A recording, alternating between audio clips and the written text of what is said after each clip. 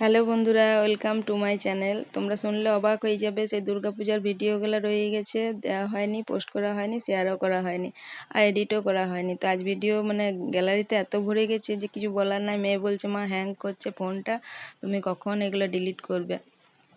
তো বললাম দাঁড়া, একটুখানি পোস্ট করেই দেবো, তারপরে ডিলিট করব। হ্যাঁ, তো সেই জন্যেই তোমাদের কাছে ভিডিওগুলো নিয়ে এসেছি। যে কোনো উপায়ে এডিট করলাম সকাল সকাল, তারপরে তোমার ভয়েস রেকর্ডও দিতে হলো। হ্যাঁ, কী করব? তো এই যে আমাদের এইটা না ধানবাদের দুদিনকার ধানবাদে দেখেছি, দুদিনকার ওই আদ্রা পুরুলিয়া মানে আদ্রা রঘুনাথপুর ওই সাইডে গেছিলাম আমার মামা শ্বশুর বাড়িতে। তো যাই হোক, ধানবাদেরগুলো দুদিন দেখেছি, আমি আর আমার দুই মেয়ে মিলে ঘুরে নিয়েছি। ষষ্ঠী সপ্তমীর দিন ঘুরে নিয়েছি, হ্যাঁ, অষ্টমীর দিন আর যায় নাই। অষ্টমীর দিন তো মায়ের ঘর চলে গেছিলাম। আর দেখো, এইটা হচ্ছে আমাদের দুটো জায়গা, একদিকে হীরাপুর দিকে গেছিলাম, একদিন গেছিলাম পুরানো বাজারের দিকে। তো দুদিকের মানে প্যান্ডেলগুলো খুবই সুন্দর হয়েছিল, সব নতুন নতুন করেছিল। এটা একটা মানে জেলখানার মতো, কারাগারের মতো করেছে এইখানটায়। আর ওই দিকটায় বেশ ভালো করেছে।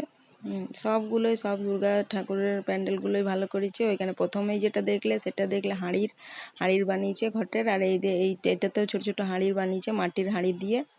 তো যাই হোক, এই দেখো আমরা চলে এসেছি মামা শ্বশুর বাড়িতে এবারে ঘুরতে। ওইখানে এক আমার বান্ধবী থাকে, সেই ওদেরকে নিয়ে ঘুরতে চলে গেছি।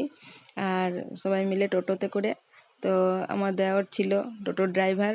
আর এই যে আমার তিন দেওর, আর এই যে আমার মেয়েরা আর আমার বান্ধবী, আমরা সবাই মিলে ঘুরতে চলে গেছিলাম। তো এইখানে গেছিলাম রঘুনাথপুর আর আদ্রা। হ্যাঁ, তো দেখো এইখানটায় নারী নির্যাতনের সব কিছু এইটা দিয়ে সাজিয়েছে এই দুর্গা।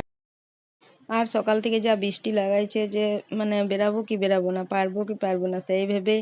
আর মেয়েরা বলছে, মা বেকার এলাম বেকার এলাম, ওই করছে বেকারে, মানে আমাদের দুর্গা পূজাটা বেকারই গেল। তো ষষ্ঠী সপ্তমীর দিন ওদিকে ঘুরাই দিয়েছিলাম ভালো করে ধানবাদে।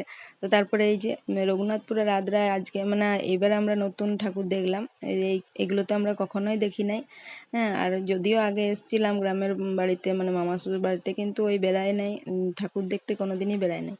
তো এইবার আমার বান্ধবী ছিল, বান্ধবী জোর করে বললো, চল চল সবাই মিলে একসাথে ঘুরতে যাব। তো ভালোই হলো।